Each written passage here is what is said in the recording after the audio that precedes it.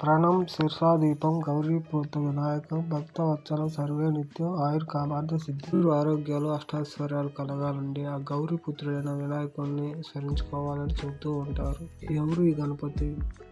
చేటంత చెవులు, ఏనుగు తల, బాణపొట్ట, వింతైన ఆకారంతో, అంతకంటే వింతైన వాహనం, ఈ భారీ కాయాన్ని అంత సింతేగా ఎలా మోస్తుంది? ఇందులో అంతరార్థం ఏమిటి? అయితే గణపతిని ప్రకృతి గణపతిగా పూజిస్తారు. బాణపట్టును ధాన్యం దాచుకునే గాను, ఏకదంతాన్ని భూమి నిండిన ఆయనగాను భావిస్తారు. ఖైరతాబాద్ గణేష్ విషయానికి వచ్చినట్లయితే బాలగంగాధర్ తిలక్ పిలుపు మేరకు 1954లో సింగర్ శంకరయ్య గారు ఒక్కడుగుతో ప్రారంభించారు. ధూళిపేట వినాయకుడి విగ్రహాల తయారీకి పెట్టింది పేరు. 1954లో ఒక్కడుగు విగ్రహం తెచ్చి ఖైరతాబాద్లో పూజించారు.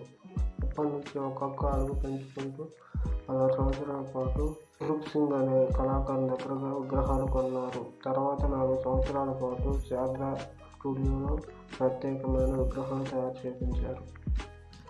ఇక 1971లో ఆర్ట్ డైరెక్టర్ రంగారావు 8 సంవత్సరాల పాటు విగ్రహాలు తయారు చేసి వాటికి నామకరణం కూడా చేశారు. ఆ తర్వాత రంగారావు శిష్యుడు రాజేంద్ర వారసుడిగా నిలిచాడు. 1979 నుంచి ఇప్పటిదాకా ఆయనే ఖైరతాబాద్ రూపకర్త. 2018 దాకా ఖైరతాబాద్ గణేశుడు 60 అడుగుల ఎత్తుతో విశ్వరూపుడిగా దర్శనమిచ్చాడు.